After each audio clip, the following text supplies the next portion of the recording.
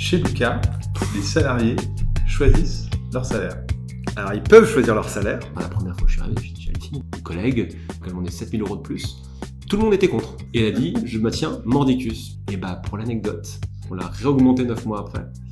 Parce qu'en fait, elle était tellement forte qu'en fait, elle allait encore plus loin. Vous avez levé 65 millions, il y avait 35 millions pour la croissance et 30 millions pour les salariés. Partagé entre, à l'époque, il y avait 20 associés qui étaient là depuis un certain temps, qu'on puisse se partager ça, donc c'est des gros montants, quoi. Enfin 30 millions à 20. Si Nasser nous écoute, j'aimerais beaucoup un jour être DRH du PSG, mais voilà, je fais acte de candidature.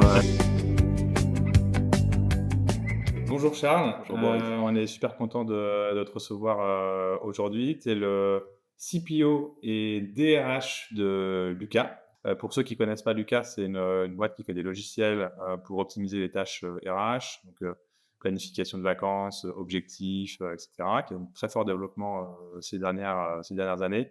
Et aujourd'hui, on va parler de culture d'entreprise avec toi, parce que vous avez des choses qui sont hyper intéressantes. Mais l'objectif, c'était de t'introduire un petit peu, dire un petit peu qui tu es. J'ai vu que tu avais commencé par être consultant chez McKinsey, après tu as monté ta boîte, et après tu as rejoint Lucas. Donc voilà, qu'est-ce qui a fait un peu ce parcours? Qu'est-ce qui fait un peu la singularité de ton parcours? La ligne directrice, c'est l'humain, avant tout l'humain. Non, c'est vrai que oui, j'ai commencé en faisant du conseil dans une société qui n'est pas forcément réputée pour les ressources humaines, qui était McKinsey, mais qui m'a donné l'idée de la startup que j'ai créée derrière, qui s'appelait Bloom at Work, qui était en fait des enquêtes Pulse pour prendre le moral des collaborateurs au quotidien. Et en fait, c'est une pratique qui existait chez McKinsey et qui m'était très utile. Et donc, je me suis dit, il faut que tout le monde en profite. Et après 4 ans d'aventure entrepreneuriale, j'ai fait la rencontre de Gilles Sadger, le PDG de Lucas, et puis de Lucas. Et je me suis dit, là, il y a un match. Et c'est le tremplin pour que le produit Bloom parle à encore plus de personnes. Et donc, j'ai intégré Lucas il y a 3 ans. J'ai fait 1 an de passation pour intégrer le produit Bloom dans Lucas. Puis notre DRH est parti et j'ai dit, moi, ça m'intéresse, l'humain.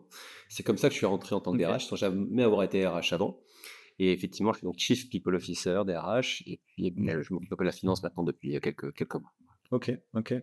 Il y a une chose qui m'a vachement marqué, c'est que tu as un profil de produit, mais qui fait des RH. Est-ce que et un autre truc qui m'avait marqué aussi dans ton parcours, c'est que tu as, je crois que c'est 7 ou 8 ou 9 formations différentes. En tout cas, c'est ce qui est marqué sur LinkedIn.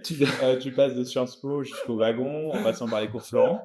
Est-ce que c'est une polyvalence? Est-ce que c'est un truc aussi qui te caractérise? Mais félicitations d'avoir scrollé le profil LinkedIn jusqu'en bas, parce que j'aime bien des trucs. Je crois qu'avant, j'ai même dit des trucs un peu faux. Je disais que je parlais tibétain, ce qui n'était pas vrai, mais ça me faisait rigoler de mettre des bêtises. Mais là, ce que tu dis est juste. Alors, à l'origine, effectivement, quand je suis rentré chez Lucas, j'étais intégré aux équipes produits. Donc, j'ai fait ça pendant 1 an. Maintenant, aujourd'hui, j'en fais plus. Mais effectivement, Lucas, on est une boîte product-driven. Ouais. Donc, c'était important pour moi de mettre les mains là-dedans. Et moi, j'ai un passé d'ingénieur, donc ça m'intéressait. Et puis ensuite, j'ai fait donc la partie plus people. Et effectivement, si on va en bas de mon LinkedIn, on voit que j'aime bien me former. Donc moi, j'ai fait école d'ingénieur en France, aux États-Unis, Sciences Po. Et puis, on va me dire, il y a un homme qui sait lire en vaut 2. Enfin, c'est comme dit mon papa. Alors en vaut, ça veut dire, je sais pas ce qu'on entend par la valeur, mais en tout cas, ça a beaucoup de sens. Moi, je pense qu'un homme qui code, ça peut faire des choses que 3 personnes potentiellement ne savent pas faire. Donc c'est vraiment encore quelque chose d'essentiel que j'ai voulu apprendre justement au moment où je suis arrivé chez Lucas, parce qu'il y avait cette culture produit technique que je n'avais pas parfaitement.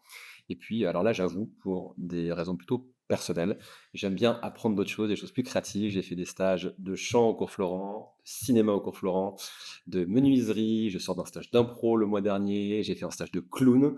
Voilà, je ne fais pas de démo, en tout cas pas aujourd'hui. mais c'est vrai que c'est quelque chose que j'aime bien. J'ai fait un stage de one-man show, ce qui explique que je sois si drôle d'ailleurs.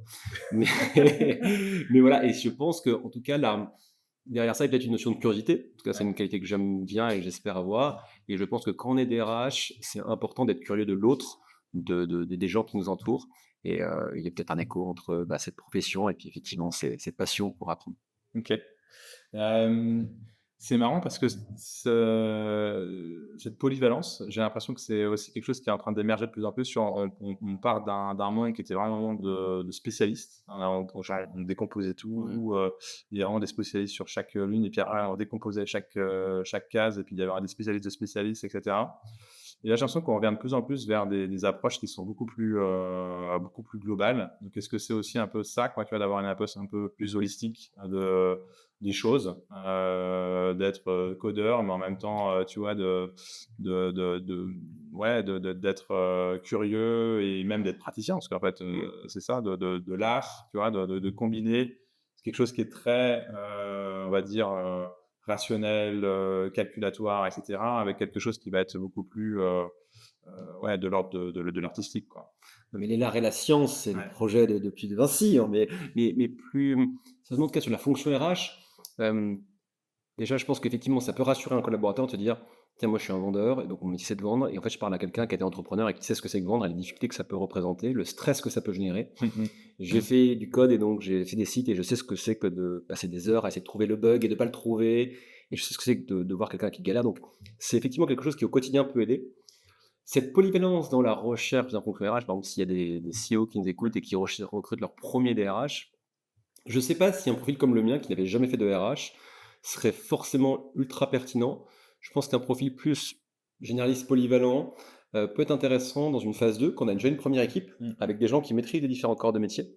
Et puis derrière, moi, mon job, je suis arrivé DRH au moment où Lucas fait sa première levée de fonds. Donc Lucas, si on en parle un petit peu, c'est une boîte qui a 22 ans, qui a été bootstrappée, c'est-à-dire qui n'a pas fait appel de financement externe pendant 20 ans. Et il y a 2 ans, on s'est dit: «On va lever des fonds, 65 millions d'euros pour accélérer la croissance et de passer de 300 collaborateurs à 900». Et à ce moment-là, pour donner ce coup de rein et puis, industrialiser, développer, scaler comme on dit nos process, il y avait besoin peut-être plus un chef d'orchestre, Mmh. quelqu'un effectivement qui aime toucher à tout, qui aime apprendre. Et ce défi, je pense qu'on est en train de relever avec la société, il n'aurait jamais été possible sans l'équipe RH. Et moi j'aime bien dire, alors j'aime bien citer Christine Lagarde, on va faire des super citations, je pense, aujourd'hui, qui disait au moment où elle était rentrée au FMI, il n'y a pas besoin de bien savoir jouer le violon pour être un bon chef d'orchestre.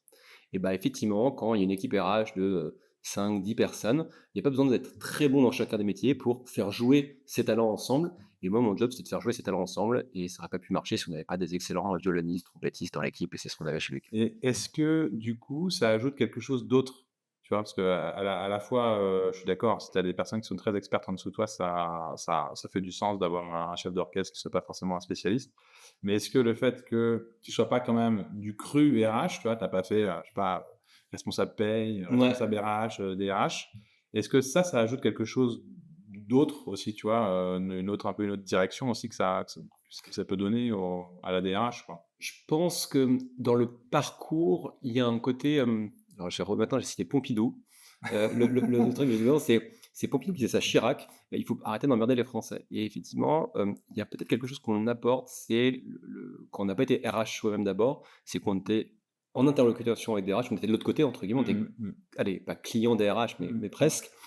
Ça donne ce souci de se dire: «OK, on a nos process, on a notre façon de procéder, mais on est là au service d'eux», et donc de ne pas avoir, l'obsession de la perfection technique, du process suivi à la lettre, et d'avoir toujours dans cet état d'esprit de: on veut grandir et notre objectif, c'est d'être au service du projet d'entreprise et de sa croissance. Et il me semble, alors ma prédécesseur avait fait un super taf, hein, mais que, en tout cas dans mes interactions avec les pairs, les gens disaient: «Tiens, en fait, on comprend qu'il est là pour nous aider à aller plus vite et pas là pour faire un job de RH au sens Mmh. strict». Mmh. Et et a fortiori chez Lucas, dans lequel on est également, les premiers utilisateurs de notre produit. Et donc, non seulement on fait notre job de RH, mais parfois nous aussi on est clients de nos softs. Mmh mh. Et on est les premiers utilisateurs, et donc on essaie même d'introduire, en tout cas moi c'est un élément sur lequel je vais pas dire que j'harcèle les équipes, mais je leur demande dès qu'il y a un nouveau logiciel qu'on sort: «Testez-le, faites-nous des commentaires», et même si vous avez pas de commentaires sur nos produits, c'est pas normal. Aiguisons notre esprit critique sur ce qui sort, et c'est essentiel. Donc peut-être qu'effectivement un profil un peu plus polyvalent, ça permet on va dire, de parler peut-être le même langage avec des partenaires business, et puis d'avoir un œil, ouais, entrepreneurial, constructif, un peu touche à tout, je pense. Et aujourd'hui, moi, le truc que j'adore, c'est quand je vois sur des channels Slack, voilà, quelqu'un qui vient d'arriver dans l'équipe il y a quelques semaines, qui remonte à l'équipe produit que ça, c'est pas très intuitif, que ça, et je me dis: «Là, on est en train de toucher à l'état d'esprit qu'on va avoir chez Lucas». OK, OK, super clair. Les sujets qu'on voulait vraiment discuter avec toi, aujourd'hui, parce que c'est quand même assez particulier, c'est, la partie, à la fois de transparence salariale. Bon, ça, disons que c'est une partie qui est pas extrêmement originale. Mais, est-ce que tu peux nous en dire un peu plus là-dessus? Puis après on ira sur vraiment la pépite, chez Lucas. Ouais. Hem, alors la transparence salariale chez Lucas, elle existe depuis le premier jour, donc depuis 22 ans. Et elle perdure, je pense, pour 3 raisons. Moi, je l'appelle ça les 3 S. C'est plus simple, c'est plus sain et c'est plus sexy.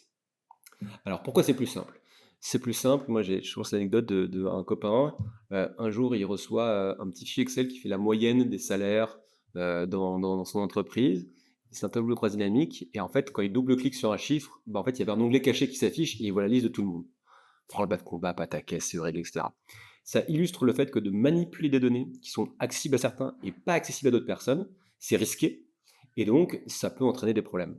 La transparence, comme tout le monde a accès à tout, c'est plus simple, c'est plus facile à paramétrer dans son logiciel RH, c'est plus facile à communiquer, tout le monde est au courant, donc c'est vraiment une simplicité excellente. Le deuxième point, c'est plus simple parce qu'on évite les primes à la grande gueule. Voilà, la personne qui, au recrutement ou autre, va faire ça.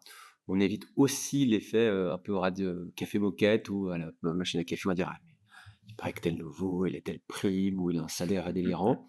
On a plus ça parce que tout le monde voit ces éléments-là. Et pour prendre aussi un cas très concret, on a recruté un C-level. Il a eu un package qui était pour le coup qui a pour certaines personnes. On s'est posé la question de tout mettre, on a tout mis dans le logiciel. Et oui, ça enfin, comment dire? On a préféré avoir des discussions franches avec des personnes qui ne comprenaient pas tout, plutôt que d'avoir Mmh. une bruit de rumeurs et cetera. Et puis le dernier point, c'est que c'est aussi plus sexy parce que, quand on est un candidat et qu'on cherche une startup et que tout le monde dit: «Ouais, venez chez nous, c'est sympa, c'est transparent, c'est bienveillance». OK, transparence, qu'est-ce que vous faites? Bah, eux, les vitres des locaux sont transparentes. Non mais non. Donc nous, on incarne ça très concrètement. Ça ne plaît pas à certaines personnes, mais ceux qui ça plaît et bah, ils disent: «OK, là, je suis engagé dans le projet d'entreprise». Donc voilà les 3 raisons pour lesquelles on le fait et concrètement comment ça se passe? Je suis collaborateur, que je sois un stagiaire qui vient d'arriver, le CEO ou autre, je vais sur notre, SIRH, donc sur Lucas, je choisis le nom du collaborateur, j'ai accès à son salaire, fixe plus variable, avec l'historique et donc je peux tout voir, voilà et donc je peux me comparer, quelqu'un qui fait le même métier que moi, bah, a priori, il est payé comme moi et donc ça, c'est la transparence, mais la Mmh. question aussi, c'est comment sont fixés les salaires et du coup, on a un système de grille qui est important. La grille, elle est assez simple, enfin, elle est assez simple. Il y a 4-5 paramètres, mais c'est relativement classique, on va dire, comme système. C'est en fonction de ton métier, Ouais. de ton ancienneté sur le métier, de la géographie et puis aussi de l'ancienneté sur, ta position. C'est-à-dire que si je suis sales junior, mais c'est ma deuxième année, je suis plus mieux payé que si je suis sales junior première année et puis la géographie, c'est qu'à Paris, le coût de la vie n'est pas le même qu'à Nantes ou à Marseille, dans lequel on a des locaux, pas le même qu'à Barcelone, ou même inversement à Genève où c'est plus cher. Donc on module aussi ces éléments-là. Et donc ça, c'est une grille qui est standard et qui me donne un point de référence pour les salaires de tout le monde. Je dis point de référence parce que comme tu le sais, il n'y a pas que, ça ne passe pas Ouais, aussi parce simplement que que ça. exactement, parce que, chez Lucas, les salariés choisissent leur salaire. Alors, ils peuvent choisir leur salaire. Il y a une condition, c'est d'avoir 3 ans d'ancienneté pour quand D'accord? même comprendre un petit peu c'est quoi, où est-ce que je mets les pieds. Mais effectivement, on peut choisir son salaire. D'ailleurs, c'est assez marrant, moi, quand j'ai revendu ma boîte à Lucas, il m'a dit: «Mais Charles, tu veux quoi comme salaire?» Je lui ai d'ailleurs dit: «Je veux pas choisir tout de suite parce que je sais pas, en fait, comment je me positionnerai dans la société, donc attendons le truc arrive, que ce fameux comité des plus de 3 ans arrive et puis là, j'aimerais pouvoir y participer et choisir mon salaire». Alors comment ça se passe? Déjà, c'est un process aussi qui date d'avant mon arrivée chez Lucas, donc plus de 3 ans. Il y a même des reportages, je crois, qu'on peut trouver sur France 2, Ouais. d'il y a 5-6 ans sur internet. C'est assez marrant et donc concrètement, l'idée, c'est de dire: la grille fixe le salaire théorique du collaborateur. En revanche, une grille, c'est quand même, c'est des tableaux, des lignes, enfin avec des colonnes et des lignes et puis parfois, on le sait, la vie d'entreprise, c'est pas facile de mettre des gens dans des cases Mmh. et je parle pas juste d'étiquettes ou d'acteurs qu'on met dans des cases, non, je parle de l'activité quotidienne. Parfois, on fait 2 choses à la fois. Voilà, même nous, même si on est grand, on est assez spécialisé, il y a parfois des gens qui vont être un peu développeurs et un peu product manager. Donc, dans la grille, on les met dans l'un ou dans l'autre. On doit choisir. Or, leur valeur, c'est parfois un petit peu des deux. Et donc, ça devrait théoriquement être valorisé sur son salaire. Mmh. Ou parfois, il y a des contextes d'entreprise dans lesquels les gens, ils sont, voilà, ils ont été très promus. Enfin, en tout cas, on les a mis à un poste très élevé. Mais il y a toujours des cas particuliers. Ouais. Donc, comment prendre en compte ces cas particuliers? Nous, on dit, ce comité de plus de 3 ans, les collaborateurs qui le souhaitent font une demande et disent, je souhaite, donc d'abord ils font un petit document écrit où ils disent, je suis commercial senior année 2, pour telle et telle raison, je pense que, donc la grille dit que je vaux, mettons, je norme 100, je pense que je vaux 110. Voilà. Il y a un petit onglet qui est laissé pour le manager qui aussi donne son avis. Et il a un temps avec les RH, d'abord je peux en parler un petit peu.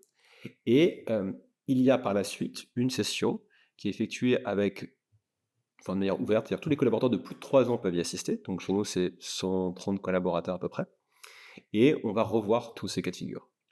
Donc ces cas de figure, on les revoit un à un. Là, il y en a à peu près une dizaine, donc c'est pas neutre, c'est pas non plus gigantesque. Et on prend ces cas de figure-là, et pour le coup, on a la valeur de la transparence dans le débat aussi. Donc on va challenger. Et donc, moi, en général, là, je mets une petite casquette bad cop et je dis, mais attends, tu n'es pas le seul dans ce cas de figure, etc. Bon, je le dis parfois avec pas un peu de mauvaise foi, mais je joue un peu un rôle. Puis parfois, il y a aussi des gens, le manager est aligné, le manager du manager est aligné, et ça se passe très bien, mais on challenge un petit peu pour comprendre le rationnel. Des gens qui assistent aussi peuvent poser la question, donc c'est pas que la direction et le manager qui challenge, c'est aussi des gens qui sont curieux, qui disent, mais comment tu expliques ça à ce moment-là? Et à la fin de cet échange, qui dure à peu près 5 minutes par personne, c'est le collaborateur qui tranche. C'est-à-dire que c'est pas, moi j'en ai vu, enfin la première fois que je suis arrivé, j'ai halluciné. Je vois une collègue, voilà, elle demandait un truc assez substantiel, je crois qu'elle demandait 7 000 € de plus.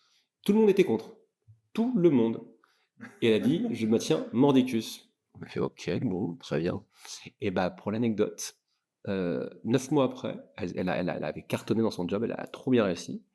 Et 9 mois après, elle a une autre promotion, donc on l'a réaugmentée 9 mois après, parce qu'en fait, elle était tellement forte qu'en fait, elle est allée encore plus loin que ce qu'on avait. Donc voilà, même ces cas de figure-là, on a laissé passer. Et puis un autre cas de figure qui existe parfois, c'est, voilà, quand tu as effectivement, parfois, tu vois 4, 5, 6 interventions de personnes qui disent: «Mais attends, je crois pas à ton truc», c'est transparent, donc tout le monde le saura Ouais, derrière. ouais. Il y a parfois l'effet du: «Bon, OK, je demandais 6 cas en plus, je vais peut-être demander que 3 cas en plus ou 4 cas». Mais c'est le collaborateur qui choisit et qui le fait librement. Donc, c'est aussi un peu assumer cet élément-là, et il y a une forme d'autorégulation par le regard des pairs. Mais en tout cas, c'est le collaborateur qui a le dernier mot, et c'est ça, je pense, le cœur du sujet pour ce rituel. Ouais, ouais, c'est un truc qui est juste, incroyable, qui est hyper audacieux, je trouve, et puis la manière dont tu l'expliques, c'est vrai qu'on comprend, vraiment comment les choses, avancent, enfin, comment c'est fait, de manière, quand même rationnelle. Mmh. Pas de passage clandestin? Pas Alors il y a 2 trucs. Il y a à la fois les passages d'entretien dans le sens, c'est-à-dire qu'on a aussi des collègues qui incitent les autres à faire plus. C'est-à-dire que, heu, je suis effectivement avec ce développeur-là, qui fait des trucs hors normes, qui en fait dit rien, mais prend les sujets un à un. Et il y a un de ses collègues qui voit ça, qui dit: «Mais en fait, c'est ouf, et là, en fait, ton salaire ne reflète pas la valeur Mmh. de marché et ce que tu apportes à l'entreprise». Et il peut le souffler et lui dire: «Bah, voilà, moi, je propose que lui y aille», donc ça arrive rarement, mais ça peut se faire aussi. OK. Et les passagers clandestins, j'ai jamais eu de truc, comment dire, déraisonnable. J'ai eu, une fois un cas d'une personne qui a fait une demande où tout le monde n'était pas d'accord, donc il y avait unanimité contre elle, et en plus les performances étaient pas top. Et c'est surtout ça, ouais, le problème. C'est même pas tellement, tu vois, nous, Lucas, je pense que le fait de dire: «Bah oui, OK, il y a quelqu'un qui a pris 5 4 plus», honnêtement, ça va pas changer l'avenir de la boîte. En revanche, quelqu'un qui est moins esprit collectif, Mmh. quelqu'un qui fait le truc, ça, c'est embêtant. Donc c'est plus que ça a exacerbé, on va dire, Ouais. ce Mmh. sujet-là. Et à la prochaine revue de talent, quand en fait, on a constaté que la performance n'était toujours pas au rendez-vous, disons qu'on s'est permis d'être, voilà, encore direct et sur le thème, bah, voilà, enfin, tu penses répartir cette valeur, nous, on pense que c'était bon cette valeur-là, donc on a une discussion d'autant plus franche. Ouais, ouais. OK. OK. Hyper intéressant. L'autre chose qui est hyper intéressante chez vous, c'est l'intéressement des salariés. Il y a énormément de salariés qui sont intéressés, qui sont des actionnaires, en fait, de l'entreprise. J'ai cru comprendre que c'était 130 collaborateurs Ouais. qui étaient associés, chez Lucas. Bah, déjà, vraiment bravo, c'est génial. Hem, Pareil, c'est quoi le symbole de ça? C'est quoi le sous-jacent derrière ça? Ouais. C'est, j'aime bien la notion de symbole et même la question philosophique, parce qu'il y a des sociétés comme Doctolib, par exemple, où je crois, tous les collaborateurs sont associés. Nous, on fait pas ce choix-là chez Lucas. On pense que le capital, c'est important de partager, on veut la jouer collectif, et donc c'est important de partager les fruits de la croissance. En revanche, il faut qu'il soit électif, et donc que tout le monde ne puisse pas y accéder de manière un peu mécanique. Et donc, historiquement aussi, parce qu'on était bootstrap, et donc on n'a pas levé de fonds pendant longtemps, pour engager les collaborateurs sur le long terme, on pensait que l'equity, donc le capital, était une bonne façon de les inclure dans le projet d'entreprise. Donc c'est un peu comme ça que ça s'est structurellement créé. Et en fait, on s'est dit, avec la croissance, on ne veut pas stopper ce mouvement-là. Je ne vais pas dire que c'est dans les biopos qu'on fait les meilleures recettes, mais c'est une recette qui a fait ses preuves et qui continue de le faire. Donc on continue à avoir ce processus-là, et tous les ans, on élit. Et là, c'est un mix entre la cooptation et l'élection des nouveaux associés. Donc on était 100 l'année dernière, maintenant on est 130. D'accord. Donc 30 nouveaux en plus, qui sont à la fois cooptés par des associés actuels. Lui, je l'ai vu, il est génial, on le coopte. Puis ensuite, tout le monde vote, et à la fin, c'est un choix, en l'occurrence notre président Gilles. Tout le monde peut s'exprimer, il y a un débat avec le comité stratégique notamment, et à la fin, on le tranche sur les cas de figure. Et bon, c'est jamais évident, parce que bon, voilà, parfois on doit décaler, c'est souvent on décale le temps. C'est pas automatique, mais voilà, c'est un processus qui, je pense, quand on est bon et qu'on a envie, ça vient, quoi. On a des gens qui sont parfois associés très tôt, d'autres un peu plus longtemps après. Moi, ce que j'aime retenir aussi, c'est qu'aujourd'hui, le deuxième, entre guillemets, investisseur chez Lucas, après Gilles, donc notre fondateur, ce sont les associés. Et le fonds qui investit chez nous, les troisième en termes de part dans Lucas. Donc, c'est vraiment un élément important. Et je pense que on est aussi entendu, enfin, Lucas, c'est un projet politique, et donc ça traduit aussi dans les prises de décision, l'écoute qu'il peut y avoir des associés, du comité stratégique. Donc, c'est un projet dans lequel tout le monde peut être dedans, mais à nouveau, tout le monde qui act as a partner, parce que quand on va le dire, to be a partner, you have to act like a partner. Et c'est pas neutre parce que vous avez levé 65 millions, il y Ouais. avait 35 millions pour la croissance et 30 millions pour les salariés. Exactement. Ouais, et même, on peut le dire cash, parce que moi j'adore aussi, on parlait de transparence, mais quand on a annoncé cette levée de fonds, on a annoncé cash effectivement les 30 millions pour les salariés. Je peux même dire que ça a été partagé entre, à l'époque, il y avait 20 associés qui étaient là depuis un certain temps, qu'on puisse partager ça, donc c'est des gros montants, quoi. Enfin, 30 millions à 20, ça C'est peut se beaucoup. payer des jolis trucs, quoi. Donc effectivement, c'est conséquent. Et ce que je trouve intéressant aussi, c'est que là, on a la chance pour le cadre de beaucoup grandir. On double de taille tous les 2 ans. Et donc la valeur d'entreprise fait de même. Et on a trouvé des moyens assez astucieux entre des actions ou des stock options pour que tous les collaborateurs puissent encore avoir des gains substantiels. Et je pense même pouvoir dire qu'on est au-dessus des benchmarks en termes de part de capital donné à un nouveau collaborateur quand on compare par exemple un salaire annuel. On est effectivement assez généreux, et j'aime bien ça. Voilà. OK. OK, super. L'autre truc qui m'a beaucoup intéressé, c'est un peu à la suite de ça, parce que c'est vrai que, du coup, quand même, le fait d'avoir beaucoup de gens qui sont, des associés, normalement, ça crée un engagement très fort, un attachement à l'entreprise.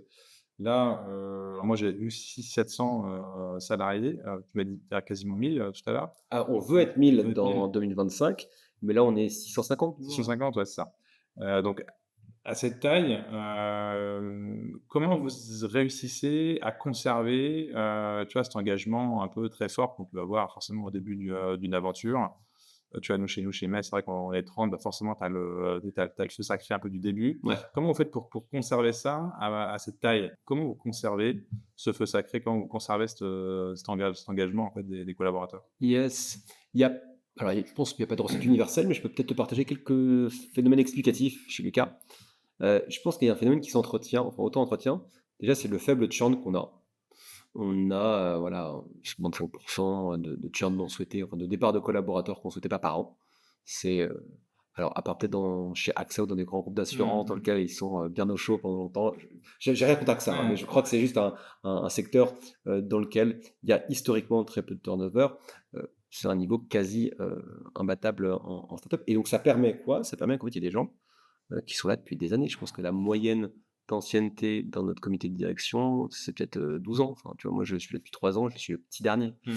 Et donc, ça permet on va dire une conservation d'un état d'esprit, d'un feu. Et peut-être pas un feu, mais en tout cas, ça permet d'avoir une communauté de valeurs qui est très forte, qui est établie dans le temps. L'association, c'est un projet dans le temps, et les gens le sentent et donc restent plus volontiers. C'est plus facile en fait de transmettre cet état d'esprit quand il y a des gens, des piliers entre guillemets, qui tiennent la baraque depuis un certain temps. Je pense aussi que Lucas a fait le choix, allez, je ne vais pas dire de la décentralisation, mais sais, il y a le nombre de Dunbar qui est le nombre maximum à partir de laquelle tous les membres d'une communauté peuvent se connaître, qui est Ouais. 50. Mmh. Et effectivement, c'est un truc qui est constaté empiriquement, Ouais. mais le fait d'avoir des locaux à Paris, à Nantes, à Marseille, fait que notre plus grand site, Paris, on doit être effectivement à 300 personnes, donc on est un peu au-dessus. Mais je pense qu'à Nantes ou à Marseille, tous les gens qui sont autour de la machine à café, voilà, se connaissent. Et donc ça, je pense, c'est un élément important. Et si je peux voilà, si demain je devais recréer une aventure, je pense que garder cet élément-là, là, on est en train de penser à ouvrir Toulouse, Bordeaux, etc. C'est des choses qu'on veut conserver parce qu'il y a des talents partout en Mmh. France et parce qu'on pense aussi que ça peut être simple pour la cohésion en tant que telle. Puis après, il y a d'autres éléments peut-être plus structurels et là qui sont propres à tout le monde. Je pense connaître sa mission, pourquoi on est là, connaître pour qui on travaille. Je pense que tu peux demander à n'importe lequel de ces 650 Lucasiens qui est Martine. Ils te diront, je sais qui est Martine. Martine, c'est notre persona type, c'est la cliente qui utilise Lucas. Et voilà, et on connaît tous ces attributs qui est là. Et donc, on investit, enfin, à titre personnel, moi je suis fier de pouvoir aider pour le coup, des milliers de Martines et presque des centaines de milliers d'utilisateurs finaux à poser leur congé sans se prendre la tête, à avoir des entretiens annuels qui sont clairs et qui leur permettent de se développer, à pas se prendre la tête aussi avec les notes de frais, etc. Donc, on sait pourquoi on est là. Mmh. Et puis aussi, comment on le fait, les valeurs. Je te parle de la transparence, c'est clair, c'est incarné. On a un franc-parler aussi dans la société qui est assez marquant. Je pense que le patron de notre CEO, Gilles, le dit avec toute sa personnalité qui déborde et c'est génial. J'espère à ma petite échelle aussi incarner une forme de franc-parler. En tout cas, plutôt que de dire ce que je peux apporter, moi je peux dire ce que j'ai reçu aussi sur la culture. Tu vois, moi j'étais acheté par Lucas. Enfin, c'est-à-dire qu'à l'origine, j'étais quand même un agent exogène qui devait s'intégrer dedans et maintenant je suis un peu le garant de la culture. Et bah, C'est vrai que c'est intéressant. ouais, tu vois, mais ça montre une confiance de dingue, quoi. C'est-à-dire que, mais ils m'ont fait ce cadeau-là, et je pense que les gens se disent, ah ouais, en fait, chez Lucas, tu peux, enfin, la mobilité, c'est pas du pipeau, on fait confiance aux gens. Mmh. Et moi, ce que j'ai ressenti, c'est que je peux être moi-même à fond, librement, tu vois. Et j'essaie de saisir cette chance-là, et j'espère que les gens voient ça et le font aussi. Et je pense que quand tu crées cet environnement dans lequel tu peux laisser les énergies s'exprimer à travers des mobilités, à travers une façon d'être, un rapport au travail qui était plus naturel, et ben, les gens le sentent et perdurent cet état d'esprit-là, quoi. Donc voilà, tu donnes de la confiance et puis les gens OK, ils l'apprennent. OK. C'est quoi un peu le cadre de valeurs ou l'état d'esprit de toi, c'est toujours ce truc des grandes valeurs et Ouais. cetera. Il y a ça chez Lucas ou il y a pas ça? Ou alors est-ce qu'il y en a quand même des, informels? Alors on les a formatés, alors il y en a 4 et c'est toujours le stress quand on propose eux, est-ce que je les souviens bien? Et puis après je te parlerai des principes, mais les transparences, Ouais. c'est enfin les 4 valeurs, il y a bien sûr la transparence, ça t'étonne pas. Il y a l'entraide. C'est vrai que c'est assez dingue, moi j'ai un problème, tu vois? Enfin, tout le monde a et puis même, tu vois, le matin, parfois il y a des trucs qui traînent, notre office manager est dedans, bah, tout le monde va lui filer un coup de main. Heu, Tu jamais seul dans tes challenges et ça, c'est, je pense, super important. Il y a je sais plus comment on l'a formulé, indépendance d'esprit. C'est comme ça qu'on l'a formulé, pour dire ce caractère, ce côté aussi, on assume d'être qui on est. Quand je t'ai parlé de la sincérité qu'on peut s'exprimer, je pense que c'est comme ça que ça se passe. Et puis enfin, parce que je pense on aime bien faire les choses, il y a l'exigence, qui est un élément important. Donc on a nos 4 valeurs et pour te donner en live un des sujets sur lequel on travaille, mais qui c'est un projet de long terme et on va peut-être en parler au séminaire, qui sera peut-être, déjà passé au moment où les gens pourront nous écouter. On essaie de réfléchir aussi à des principes sous-jacents qui ne sont pas juste des valeurs, mais qui sont des façons d'être. Mmh. Tu vois, un classique, ce serait par exemple It's Always Day One, qui est une parole un peu connue de Jeff Bezos. Et l'idée, c'est d'arriver à créer des phrases ou des principes opposables. Tu vois, tu es dans un meeting, tu te poses une question et tu dis, mais non, mais en fait, It's Always Day One, on doit y aller, il faut qu'on se reconstruise là-dessus. Donc, un peu des principes directeurs Mmh. plutôt que des valeurs qui peuvent parfois être assez éthérées, qui sont Ouais. pas évidentes à matérialiser. Ouais, un peu théorique, C'est exactement. hem, j'ai vu notamment des posts que tu avais fait sur, culture du débat. Les posts, genre, ouais, Ouais. il faut que je fasse gaffe à ce que je fais sur Non, LinkedIn. non, il y a vraiment ce truc de culture du débat chez Lucas. Ouais. Et tu en avais parlé un peu tout à l'heure, il y avait quand même ce franc-parler et cetera. Ça se manifeste comment? C'est quoi? C'est un type de relation? C'est, une grande liberté dans, pouvoir dire les choses? Enfin voilà, comment ça se manifeste concrètement? Tu vois, tu disais, il y a des grandes valeurs atterrées, puis après il y a vraiment la pratique. Il peut y avoir des décalages aussi un peu, pas forcément, mais voilà, enfin comment toi tu le ressens quoi, cette culture du débat, en interne? Moi, j'ai 3 exemples pour toi pour l'incarner. Un, la facilité et en tout cas le fait que ce soit totalement inscrit dans la norme quand tu exposes une idée sur un channel public sur Slack, par exemple, tu peux t'attendre à avoir, 5-10 feedbacks de gens qui n'ont pas forcément travaillé sur le projet, mais vont donner: «Voilà ce que j'en pense», de manière très spontanée. Donc ça peut être, tu vois, je prends un exemple, bah, tu vois, qui nous moi-même, honnêtement, c'était pas fastoche à lire, on a proposé à un moment donné à un prestataire externe de venir partager son expertise sur un sujet thématique. Et des gens qui n'ont pas compris pourquoi la société faisait ça, pourquoi lui, pourquoi comme ça. Et on s'est pris un petit thread de troll, tu vois, là-dedans. Les équipes étaient en attends, c'est ça pour eux et tout. Puis on se prend plein de remarques. Et les gars, c'est la culture du débat, il faut assumer. Et donc, ils ont raison de nous remettre dans le 22 et ils nous ont posé des questions qui nous permettront, la prochaine fois qu'on fait ça, de mieux expliquer pourquoi, de comprendre les principes qui font qu'on peut faire venir des gens pour parler devant toute la boîte. Donc, je pose une idée, je fais une nouvelle feature produit, n'importe qui peut challenger n'importe quoi. Et c'est même pas d'ailleurs le droit, c'est même l'obligation. C'est l'obligation to dissent. Ça, c'est un exemple très concret. Le deuxième exemple, moi, que j'aime bien, c'est on aurait souvent des sessions de Q&A avec, entre toute la boîte. Donc, par exemple, quand on a, je sais plus quand la dernière fois on a fait ça, qu'on a revu, je pense, le système d'évaluation, on présente le truc, et puis il y a Q&A, et là, c'est ligne directe avec le CEO, je lève la main, dis Gilles, pourquoi ça? Ou le DRH, Charles, t'as dit ça, mais c'est pas cohérent avec ce que t'as dit 3 mois avant, pourquoi? Et donc, c'est sur Slack, mais c'est aussi, il y a des temps d'échange en direct. Moi, pour le coup, si je peux, ça, c'est un truc rarement universalisable, mais le Ask Me Anything Session, donc c'est cette pratique du Ask Me Anything qui était fait chez Google, que Obama avait repris sur Reddit à l'époque. Je pense qu'à n'importe quelle taille de boîte, ça peut se faire. Même à la Société Générale, euh, tu vois, organiser, ça peut se modérer, mais dire tous les trimestres, on fait 1 heure et chacun peut le faire. Et puis les questions qui sont les plus upvotées, j'y réponds. C'est tellement sain, je le considère enfin, vraiment comme un truc top. Et puis le dernier point, je ne vais pas rentrer dans le conclave, mais parfois des discussions qu'on a en comité stratégique, tiens, on ouvre un nouveau pays, oui, non. Bah ouais, c'est sport, tu vois. Et ce qui est génial, c'est que quand on sort la Célorion, on fait waouh, et ben c'était intense aujourd'hui. Et on fait ouais, et puis après, ouais, on va se prendre une bière, ouais, on va se prendre une bière. Mais on sait que c'est important de dire ce qu'on a sur le cœur parce que moi, il y a une émission, j'étais pas d'accord, je les ai dit, je me suis bataillé, j'ai dit mais non, on fait une connerie, on fait une connerie. J'ai entendu les arguments, j'ai pas eu gain de cause. Bah après, j'ai été le premier à supporter le truc. Quand on va me dire, quand on va me ressortir les mêmes arguments que j'ai sortis, j'ai dit non mais les gars, en fait, on va là-dedans. Je suis pas d'accord avec tout, mais il faut y aller, c'est le bon truc et être solidaire de la décision. C'est essentiel. OK, OK. Vous avez parlé de joie aussi. C'est assez rare, je trouve, de parler de joie, en entreprise. Je trouve ça c'est génial, tu vois? C'est quoi la joie en entreprise? Oh là là, vous avez 4 heures, 5 copies doubles. La joie en entreprise. C'est marrant, ouais, bon, ça me fait penser à une pièce de théâtre, Jour de joie de Arnaud Ligre qui est très triste, donc c'est pas du tout ça, en fait. Non, et puis j'ai pas envie non plus rentrer dans un truc qui est un peu, là, pour le coup, plus Hollande, c'est la troisième référence politique, sur Réenchanté, c'est le nom du travail.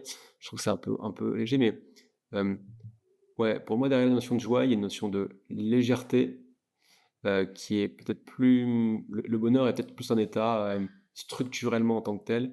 La joie, il y a quelque chose pour moi pas de plus ouaté, mais de plus fin, de plus piquant, de plus enivrant potentiellement. Aussi de moins pompeux et moins ambitieux. Ouais, en tant qu'entreprise, je pense qu'on doit assumer notre fair share, notre part raisonnable on va dire, d'apport de joie dans la vie de nos collaborateurs, mais on ne peut pas être resté de son bonheur parce qu'il y a des persos à côté. En revanche, créer des moments de qualité et donc de joie, ça existe. Et c'est assez marrant maintenant, je me dis, mais c'est quoi le dernier moment de joie que j'ai vécu en interne? Non, mais tu vois, je pense même que le rire, tu vois, c'est un truc assez important. Et hier soir, on avait le pot des nouveaux, tu vois. Et puisque donc toutes nos corps de nouveaux, tous les 2 mois, ils organisent une sorte de petite soirée pour se présenter. Et voilà, et il y a une blague où je passais une courbe en groupe en essayant de vendre une salade qui ne faisait pas du tout envie. Et on s'est marré parce que je me prenais des bâches à chaque fois. Et ben la joie, c'est aussi ça. OK. Dernier petit truc, dernière petite pépite que vous faites, des startup week-ends. Ouais, c'est bien ça. C'est vraiment très bien. Ouais, c'est pas la Startup Nation, c'est Startup Weekend. Euh, il y a plusieurs études, donc en fait, l'idée, elle est assez simple. C'est des séminaires, quoi. Ouais, alors, autour de projets et dans nos Ok. locaux. Donc, alors souvent, on en fait un à Nantes et un à Paris. Tu peux t'inscrire ensuite tu veux. Et l'idée, c'est pendant 2 jours et demi, des équipes cross-métiers vont travailler sur un projet. Donc, en première matinée, on pitch les projets, puis deuxième, on travaille, on fait une POC. Et ça peut aboutir derrière à des choses assez concrètes. Tu vois, on a par exemple créé un truc qui s'appelle Lucas Faces, et c'est assez simple. Tu as une photo, 4 noms en dessous, et tu dois cliquer sur les noms qui correspondent à la photo. Ok. Et donc, c'est une façon assez ludique d'apprendre les têtes. Tu vois. À qui est qui, quoi. Bah, bon, quand je suis arrivé des RH, tu vois, et que tu voyais des gens à la machine à café, je me suis dit, oups, Charles, il faut que tu retiennes les prénoms rapidos. Et donc, c'était effectivement pas mal de jouer les cafés 6 pour m'entraîner à cela. Donc, c'est des exemples très concrets de projets qui débouchent. Honnêtement, il y en a 1 sur 10 qui aboutit sur un truc concret derrière. Mais là, à nouveau, en termes de culture, pour faire en sorte que les gens parlent ensemble, se connaissent, le fait que ce soit cross-métier, je pense que ça crée énormément. Et puis, c'est pas juste, venez, on va jouer au volleyball ensemble. C'est, venez, on va faire se frotter nos matières grises ensemble autour d'un truc un peu concret. Tu vois, moi, je sais, on avait parlé, on avait essayé de faire les Lucards. C'était des sortes de cartes Panini, Lucas, tu vois, que tu pouvais t'échanger. Tu vois, un Gilles, notre CEO, qui était la carte qui est le plus chère, une petite carte. Bon. Bref, c'était assez marrant. Et, euh, et donc, on a fait des maquettes produits. Tu vois, moi, Ah j'ai ouais. vu des devs travailler à côté de moi. J'ai vu une PM faire un truc. Enfin, on a fait un budget. Et donc, c'était assez marrant. Donc, on s'est vraiment projeté dans le truc. Et je garde de bons souvenirs. Et donc, il y a des cartes Panini, Et Lucas? donc, il y en a, alors on en a fait pour la démo, parce qu'à la fin, on a fait une démo, et donc il y en a quelques dizaines, mais on n'a pas industrialisé. Ok, ok. Il y a une dernière question qu'on pose à toutes les personnes qui viennent dans le podcast. Euh, pour toi, c'est quoi l'entreprise de rêve? De rêve? Ouais. Waouh! Lucas est pas loin de ça. Euh, donc, ouais. Non, mais je pourrais dire un peu platement que c'est une entreprise qui répond aux aspirations de chacune de ses parties prenantes. Euh, donc, les aspirations pourraient être qui d'apprendre beaucoup, qui voilà, d'avoir des bons liens sociaux, qui d'avoir de la joie, donc ça peut varier, qui de prendre en compte aussi des choses en dehors de la sphère du travail. Euh, Moi, l'angle que je trouve relativement efficient pour penser, en tout cas la façon de prendre les choses, parce que les besoins ils vont forcément être un peu différents, c'est un peu la pyramide de Maslow. Et justement, à l'époque de Bloom, on avait travaillé là-dessus. C'est Tu peux aussi dire que l'entreprise de rêve, c'est le haut de la pyramide, mais d'abord, tu as l'entreprise qui fait le basique-basique, et avoir des collaborateurs qui travaillent des horaires qui les conviennent et pas dans une cave sans lumière, sans rien, je pense que c'est déjà pas mal. Ensuite, qu'ils le fassent avec des collègues avec lesquels ils s'entendent bien, avoir un manager qui est humain et qui entend le feedback, c'est pas mal. Ensuite, qu'ils aient l'opportunité d'apprendre et de se développer, je pense que c'est intéressant. Et puis, en haut, il y a la notion de fierté, de sens qui est essentielle, de créativité. Et je pense que toutes ces dimensions, elles sont utiles, mais elles varient selon les différents collaborateurs.